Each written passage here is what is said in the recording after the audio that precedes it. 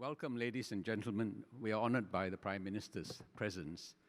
As you heard Mr. Teo say just now, this conference is to mark the 60th anniversary of Singapore's independence.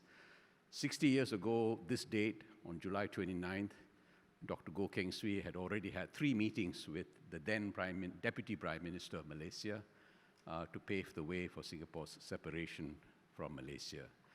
By August 3rd, Mr. Eddie Barker had ready the separation documents, and by August 7th, early in the morning, the documents were finalized and signed. I don't think our founding fathers or founding leaders had any idea how we were going to survive, because they had convinced themselves that the only way we were going to survive was to be part of Malaya. And so they had to spend the rest of their public lives proving themselves wrong. And prove themselves wrong they did. And now we are at another stage where the conditions that enabled us to prosper and progress over these past 60 years may be challenged, if not threatened. So thus this conference, and the Prime Minister has agreed to make a few opening remarks, and then we will follow up with the questions, both from me and from the floor. Thank you, Jan. Good morning, everyone. I'll keep my remarks short. It's very good to be here for this conference. I thank IPS and SBF for putting it together.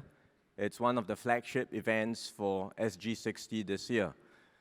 60 years is short in the history of nations, but for Singapore, it's a milestone to be cherished and treasured for the reasons that Janadas talked about just now.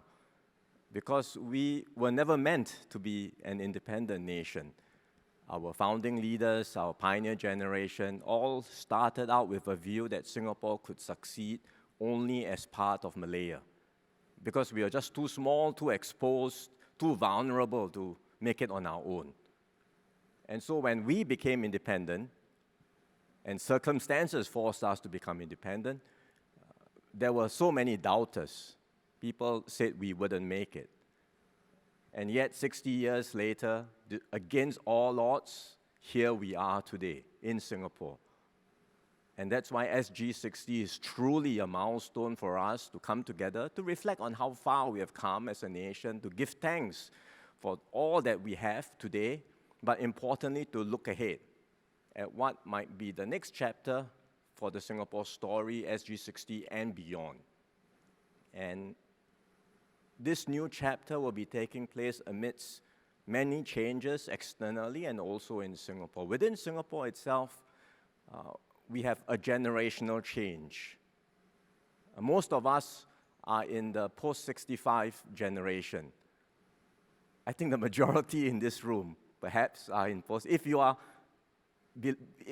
prior to 65, you are in the minority. In Singapore, possibly in society, in this room, certainly in my cabinet too. There are very few who can speak with conviction like Jan about the events during our founding, or who were present during the event, the circumstances of founding.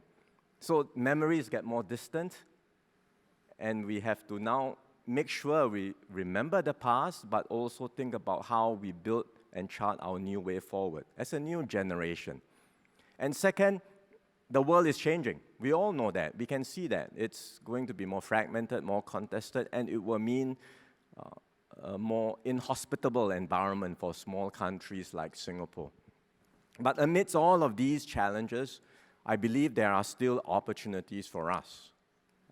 Because we are starting off at a much stronger position than when we did so in 1965. We have more resources, we have stronger institutions and systems in place to deliver good policies, and our standing is very high. The Singapore brand and reputation is admired worldwide. Importantly, we also have a high level of trust in our society, and a high level of solidarity, a sense of shared purpose that all of us in Singapore will chart our common destiny together. And I think that bodes well for the future. In particular, we just had our general election not too long ago, and I'm very grateful for the support that Singaporeans have given to me and my team. It gives us the confidence to act boldly and decisively on behalf of all of you to secure Singapore's interest in this changed world.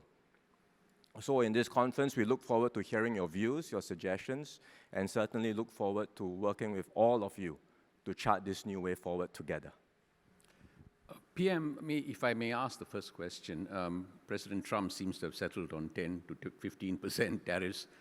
Keeps changing. Keeps changing, but... Not sure what the final figure will be. So, number one, what are we going to do domestically in order to prepare for these uncertainties? And number two, actually internationally. We have long been told that Singapore is a small country and that we are a price taker. Are we helpless? On the external environment, it's more than just tariffs alone. For decades now, the world has benefited from a rules-based global order, and it's an order that's been underwritten by American leadership, especially after the end of the Cold War, that provides stability, predictability, a framework for countries to work with one another. And it has benefited countries around the world, including the US. But America now, more and more, and this goes beyond the president himself or this particular administration, but we can see the trends unfolding over the years, and I believe the trend will continue. The sense in America that they are paying too high a price to be the one bearing the cost of upholding such a global order, and they are pulling back. And critics of the system may say, well, this is well and good, but the reality is there is no country that can replace the US. It's not just America alone, it's America's network of allies and partners. There's no one that can replace, there's no one that is able to, no one that is willing to. And so if this trend continues, we will end up with more chaos in the world. It's bound to happen. There's no leadership. It's going to be messier. It will be a world that is more conflict-prone, more difficult to navigate, more fragmented, and less able to come together to deal with global challenges. So that's the world that is likely to unfold before us, and we have to brace ourselves for a bumpier ride. Where the economic uncertainties are concerned, we are doing everything we can. Gan Kim Yong and his team have been hard at work. He's truly our task force man. I mean, you see him flying around all the different places, negotiating with countries. He was just in the US. I think he's back today, and he's speaking to you this afternoon, after flying back from America this morning. And they are working hard to secure deals for Singapore, to expand our cooperation with different partners. They are focused on the immediate concerns, what we can do to take targeted measures to support businesses and workers, for example, given the uncertainties, preparing drawer plans in case the economic situation gets worse. But beyond dealing with the immediate, there is also a need for the task force and for us as a government and as a society to think about how we better prepare Singapore for a very different environment. And so we will need to update and refresh our economic strategies for a changed world. The task force is thinking about how best to do this, and they will be making some announcements in due course, so I best not steal their thunder and let them announce what they plan to do. On the point that you asked, are we helpless? Beyond just dealing with our own economic situation, are we really helpless? Well, we have to be realistic and take the world as it is. And not much we can do to change these large, powerful forces. But at the same time, we are not passive bystanders. We have agency to shape our own destiny, and there are several things we can do. One, we can and we are working with like-minded countries to strengthen multilateral institutions today. And this is not just talk. Actions are happening, and actual work is taking place. Painstaking work, but important work. For example, the WTO is of utmost importance in having a rules-based framework for free trade. Many things are not working well in the WTO, And without American leadership, it's not so easy to move. But there are other like-minded countries like us who would like to make things happen. And so we've been working with them, for example, to complete a set of digital rules, the first ever set of digital rules for digital trade with other countries. And we've made progress there. The dispute settlement system in the WTO is not working. And we have worked with other like-minded countries to come up with an interim arrangement. So these are actions we can do to uphold and strengthen multilateralism, keep things moving forward in the right direction. Second, we can work with like-minded countries to strengthen partnerships, bilaterally and in different groupings. So we are doing that with countries where we may not have such close links, for example, in Africa, in Latin America, in the Middle East. I think there's a lot of potential for us to do more with these regions. We are also working beyond just countries and regions, different groups. How can we foster closer links between different groups? And one very promising initiative is for the CPTPP, the Comprehensive and Partnership, Trans-Pacific Partnership, to forge close links with the European Union. We were amongst the first few countries to push this idea, to advance this idea, and it's gained a lot of traction because the Europeans can see the trends. They like to work with like-minded partners to strengthen trade.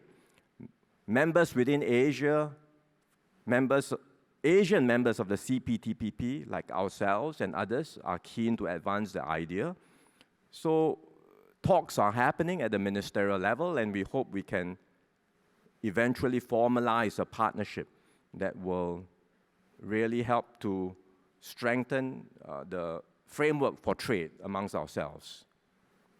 And then thirdly, we can pay close attention to ASEAN, our region, our part of the world. There's still a lot we can do to strengthen and advance ASEAN integration.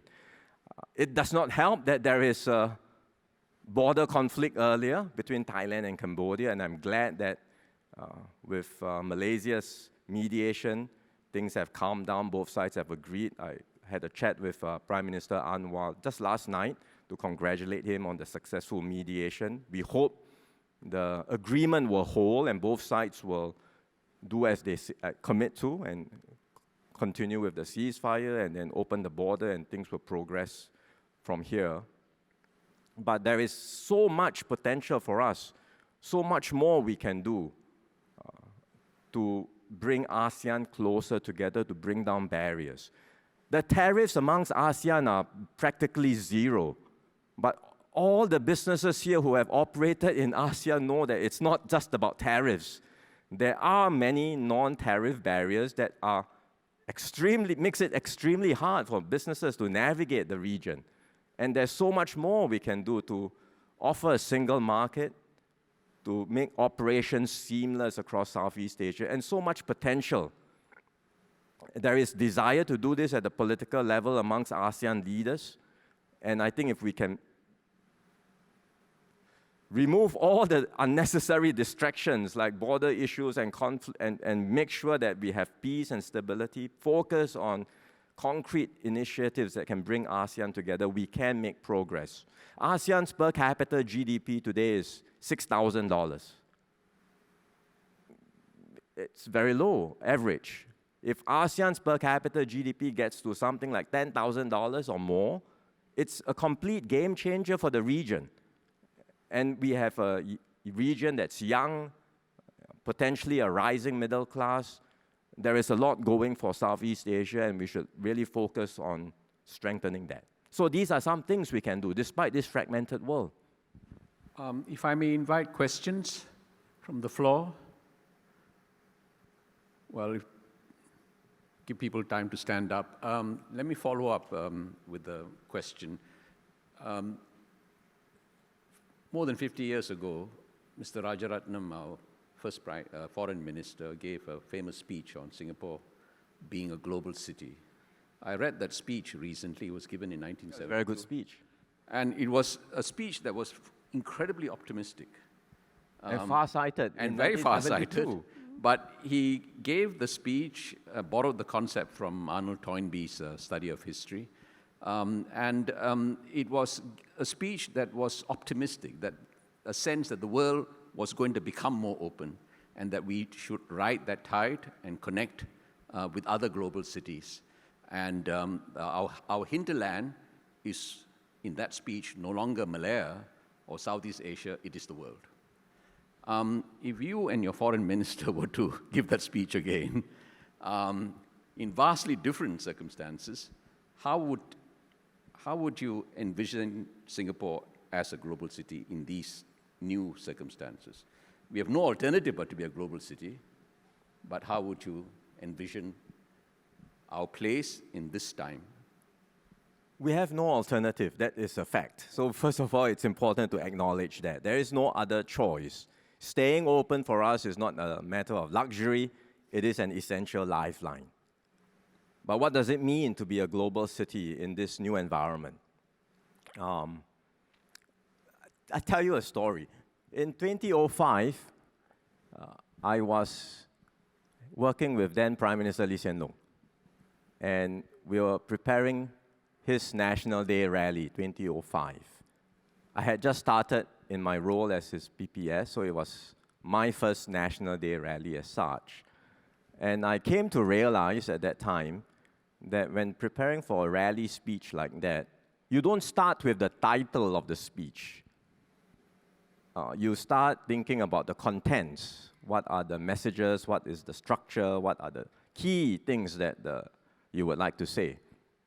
The title comes last. No one remembers the title of the speech, frankly. Do any of you?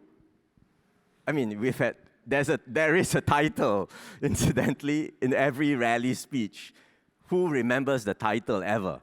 I only remember one, New Way Forward. So, one of the tasks I had to do after we were wrapping up, because this is the last thing you think of, was to come up with the title. And I asked around, I engaged different folks, and everyone told me, don't sweat too much about this, because no one remembers, no one cares. The media is not going to use your title, so just use something that is functional and works, and then move on. There are many more other important things to do. But, this was my first rally. I was young and enthusiastic, and I was determined to come up with something that had traction. So I thought long and hard, and in 2005, the title was A Vibrant Global City Called Home. The next day, ST's coverage of the rally speech, the headline, front page, Global City Called Home. So I was vindicated and I cheered. All my efforts paid off. The Straits Times carried it on the front page headline. But that phrase always has always remained with me. That we do want to be a global city called home. And what does it mean in today's circumstance? And I would say, again, three things. First, even in a fragmented world, there will be a global network of cosmopolitan cities that stand out. We want to be one of them. A shining node where the human spirit thrives, where people want to be here to do business and to make things happen. Second, we don't have to copy others. We should have confidence to chart our own way, what it means to be a global city, to be that shining node in this global network. We will never be like New York or Paris, and we don't have to be. Here we are cosmopolitan, but we are Asian, we are multicultural. Some say we are boring, and yes, we will never have the same offerings like New York and Paris. We can try to be more exciting, more lifestyle offerings, but let's be realistic, we will not be the same. But at the same time, we are stable, we are predictable, we are reliable, and we are trusted. And these are intangible assets that others would die to have. So we should embrace our strengths and our competitive advantage, build on them, and add value to the world. And then third and finally, we must always be a home for Singaporeans. So even as we talk about being a global city, we must set the house rules. That means we stay open, but there will be house rules that apply. For example, guardrails on housing. Foreigners want to buy a home, property here, well, pay the ABSD. There will be prudent controls on foreign manpower. It's not just a free-for-all. We manage the flows so that Singaporeans always remain at the center of everything we do. Singaporeans benefit, and being a global city will eventually translate into better homes, better lives, better improved standards of living for Singapore. So we want to be a global city where at the end of the day, we can still enjoy good food at hawker centers. We have affordable public housing, and there will be a strong kampong spirit in every town. That's a global city we want to be, a global city called home. I see some young people standing up. Yes. One in front, yes. Good morning, Prime Minister and Mr. Devan. My name is Jonathan from Nanyang Polytechnic. So my question is, what will the next iteration of Singapore's social compact look like as we navigate through the forces of aging, automation, and aspirations? And how can we continuously renew inclusivity, trust, and unity while remaining competitive? Thank you. Next iteration, we're going through one iteration. We are doing it now. Through Forward Singapore, we've started the Forward Singapore exercise precisely to strengthen our social compact. Part of this is to strengthen the support system for Singaporeans, to give Singaporeans more assurance through every life stage, recognizing that we are in a period of greater uncertainty and volatility. And we have to make sure that everyone benefits from the nation's progress. So through Forward Singapore, we have made several moves over the last 1-2 years, whether in terms of the unemployment benefit scheme that we rolled out called the Job Seeker Support Scheme, some moves on housing, on supporting young parents with more parental leave, for example, or even to help reduce the parenting costs, moves to support caregivers. These are just the beginning, and we will continue to review and see what more we can do to provide greater assurances and to strengthen our social support system. But the idea of a social compact is not just about what the government can do for Singaporeans. The idea of a social compact is what we can do for ourselves and for one another. And so while naturally, the focus and the attention will always be on what more can the government do, and the government will do more. But in order for us to have a strong social compact, we also have to strengthen our sense of bonding with one another, sense of common purpose, the sense of wanting to work together. And this is not something that happens by chance. The founding generation, the pioneer generation had that because they went through trials and tribulations together. They went through poverty, deprivation, wars, racial riots, and that crucible of hardship built that sense of group solidarity and common destiny. Post-65 generation, well, yeah, if you were born earlier, you would have seen some of that, but for young Singaporeans, today Singapore is the only Singapore you know. And so how do we, amidst a generational shift, engender that same sense of common purpose, that strong sense of group solidarity, that sense of we, and not just me, that we are all in this together. That is important, and that's something my team and I are very focused on as well. I turn to Professor Tommy Koh, definitely born before 1965. So Well, we had a question from a young person. We should now have a question for a very old person. I should begin by saying that I was one of the few Singaporeans who opposed merger and championed an independent Singapore. So I'm glad the history has proven me right.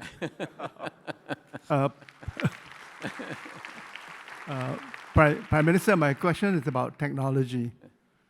The world is being transformed by 4 technologies: digital, biotechnology, robotics, and artificial intelligence. The question is Singapore well prepared to harness the benefits of technology? And what can we do for persons that will not benefit? I see that already university graduates are finding difficulty in getting jobs. So impact on employment. Sure. perhaps you can talk about AI also. Yes. Well, I think AI will be the defining technology of our time. It's a general purpose technology, just as computers and the internet was. And the thing about technology is, it's this, we get very enamored with countries that are the leaders of the technology, cutting edge technology, frontier technology, who is first. You know, and yes, there will be some rewards that go to countries that are the pioneers and they are first. But in fact, the big advantage of technology is when there is broad-based adoption, when countries really truly harness technology across the entire economy. That's when you reap the real benefits. And you see this across history. The electric dynamo was invented. It took decades before it eventually showed up in manufacturing and in productivity. Or think about the start of the 20th century. Who was the leader in chemicals industry? The pioneers were the Germans. They had the best scientists, they had the best technological edge. But who eventually got the chemical industry going? It was the Americans. They institutionalized chemical engineering in university. They raised skill sets across the board, the broad base of workers, embedded it within industrial processes, and really scaled it in a big way. So with technology, it is not just about cutting-edge frontier, it's about broad-based adoption. And we'll have to think hard about how we do that for AI today. AI, unlike previous waves of technology, is already, how would you put it, quite accessible. Everyone in this room would have had a chance, I'm sure, on your phone to ask ChatGPT or to ask OpenAI, which is embedded in WhatsApp. You can use AI. But most of us use AI the way we use Google. That's not exactly the best way to use AI or to harness the potential of AI. And even with AI, it's not just about large language models. That's only a small part of AI. There's still so much potential to be unlocked and unleashed. And so we will have to think harder about how we can help every company, big and small, especially our smaller enterprises, make full use of AI, integrate AI into your processes, transform your industry, transform your business, elevate productivity in a more significant way. There is a lot more that can be done. And we are thinking about how we can help businesses do so. I spoke with one CEO recently. He said he had decided, because of the importance of AI, to get his people, everyone in the management team, just to set aside a few days or even weeks of their time, focusing on how AI can transform their company. And think through, stop doing the regular work, just think about how AI can be embedded within their work processes, what changes can be made. And he realized there were tremendous advantages that they had not really thought about. And that kind of a transformation, if we can make it happen company by company, can yield significant advantages for us. If there is any country that can do that, it is us, because we are small, we are compact, and we can do this company by company. Now then, the concern is what happens with jobs. And it's a real concern, not just with young people, but with workers everywhere. We can take some comfort in history, because if history has been any guide, every wave of new technologies that we confront, jobs will disappear, existing jobs will evolve, but new jobs will get created. And usually the new jobs are better jobs, higher paying jobs, because productivity increases, the pie expands, and humans can get to do the better jobs. But this, by the way, is not an economic law. This is just historical fact. And history may not guide our future. And there are concerns that with AI, things will be different, because AI is so powerful and can do so many things that humans can. So will we see this happening with the next wave of AI? People are worried, people are wondering. And there are good reasons to be concerned. So I would say that even as we think about broad-based adoption of AI, which we have to do because we have no choice, we have to harness technology, we also have to think equally hard about applying technologies like AI in a meaningful and deliberate manner that creates jobs for Singaporeans. It's up to us.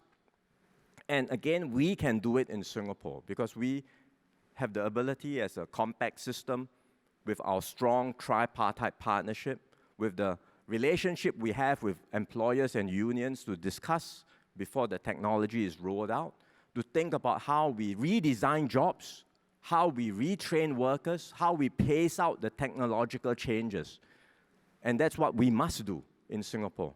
Not just rush headlong into AI.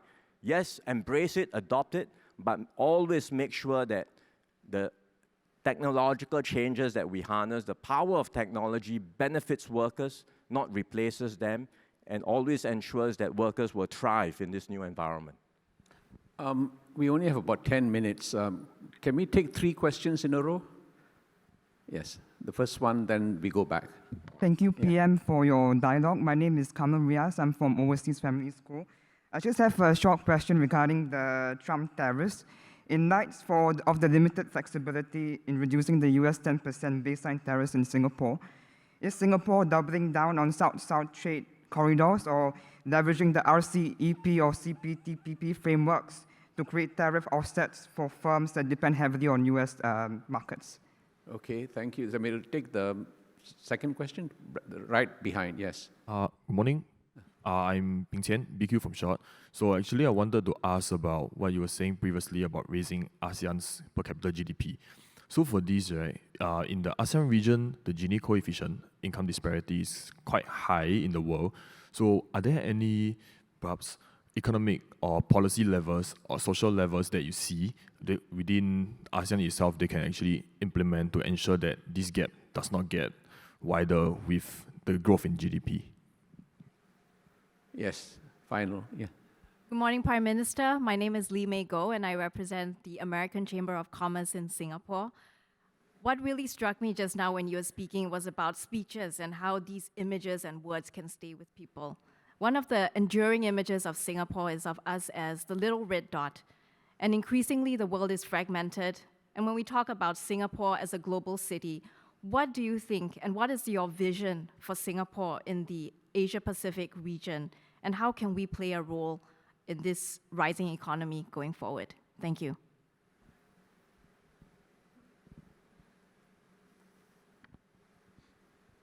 With the US tariffs, will there be opportunities for us with other regions? For sure, that's what I mentioned just now, that we will be looking at strengthening our links with different parts of the world, particularly with areas where we may not be so familiar with, in Africa, in the Middle East, in Latin America, in the Caribbean. I think there is potential for us to do more there. And it will require us to step up our foreign policy, which we are doing, but also help businesses navigate these new environments which may be less familiar to us. Businesses in Singapore are, certainly more familiar with operating in Asia, but to go further afield, then it will take more effort, and MTI will have to work closely with SBF, mount new overseas business missions, get businesses to go overseas to these places, understand the environment, and then think about how we can foster closer economic collaboration. So certainly there is an opportunity there. But I would say the trade and investment relationship with America, even with the tariffs, remain important. If it's a baseline tariff rate, which we have, whether it's 10%, whatever the rate is, and it applies across the board, and we are at the baseline rate, we would, it's not ideal, but we can live with it. We would prefer to have zero tariffs, of course, but if it's the baseline rate, then we are at the lowest category. We can live with it, and we can still do business, and there will still be many opportunities for trade and investments with the US, because whatever is happening in America now, the economy is still resilient, and there are still tremendous innovation happening in American companies. And so there will still be opportunities there. With ASEAN, of course, as I said just now, it will be an area of renewed focus and priority for us to help grow the ASEAN economic pie further. And in the process of growth doesn't always translate into uplifting of the poor, but it does help when you have a bigger pie. How individual countries, what they do to take their own actions to uplift the poor, I think we have to leave to ASEAN governments. We can share our experiences, we can share best practices, which we do, but eventually individual governments will have to do their part, as we are trying very hard to do in Singapore too, to bring down our Gini coefficient. And you will know that in Singapore, we have been able to make progress. Over the last 10 years, our Gini coefficient has steadily been coming down, and it's at its lowest in quite a while. So likewise, we hope other countries will do the same. And with a growing pie, when ASEAN's growth is at 4, 5%, it will help. But if ASEAN's growth is at 6, 7% a year, for many of the developing countries in ASEAN, it will be a big help. It will help uplift many people, many of the lower income workers and families in our ASEAN, amidst ASEAN neighbors.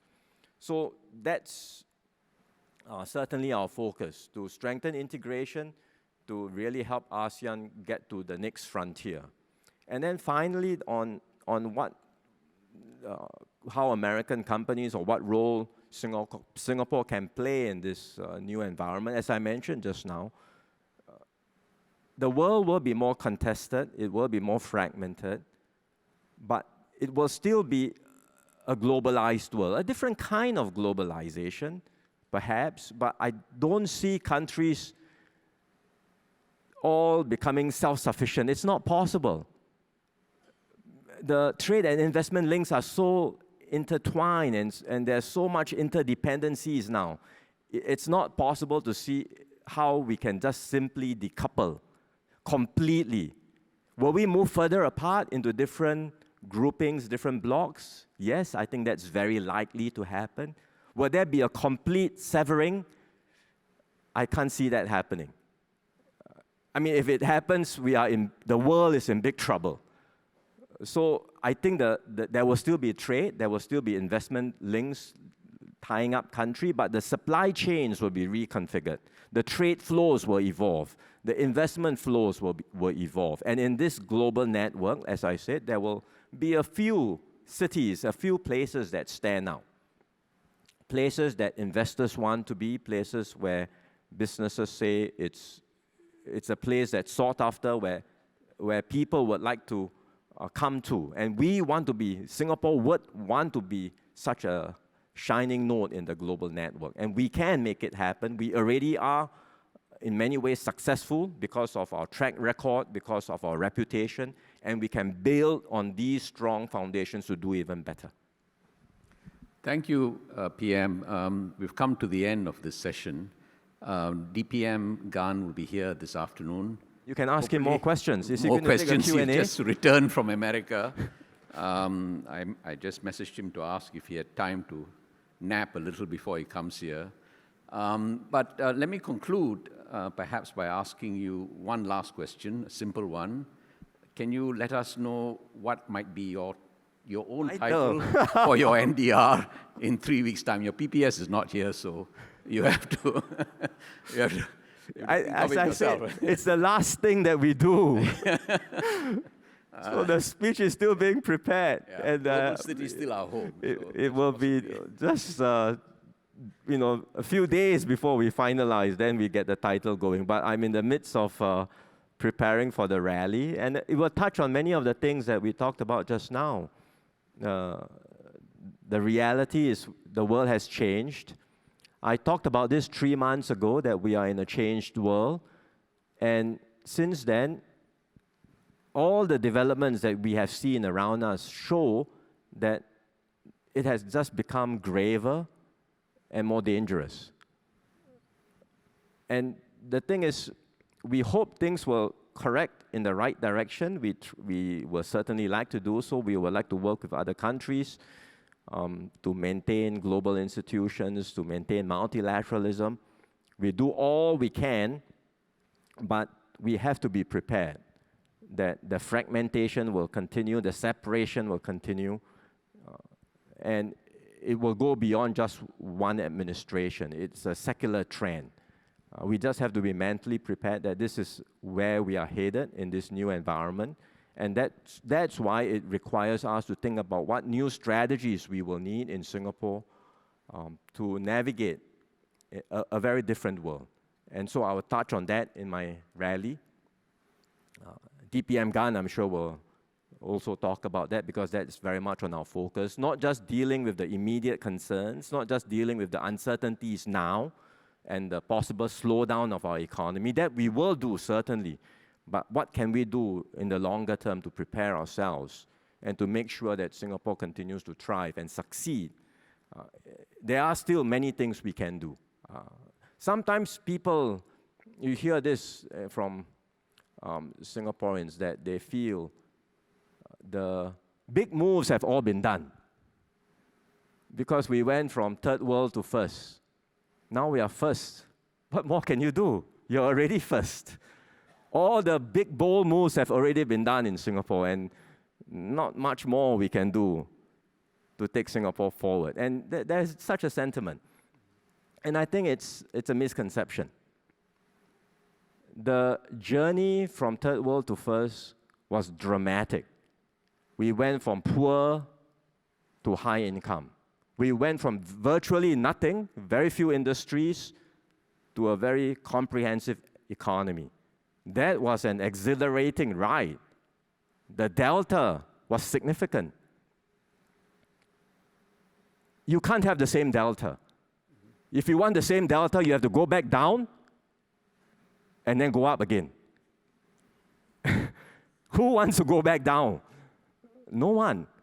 But does it mean that we can only stay where we are now? No, of course not. We must keep moving forward. There is still room for us to progress, room for us to do better.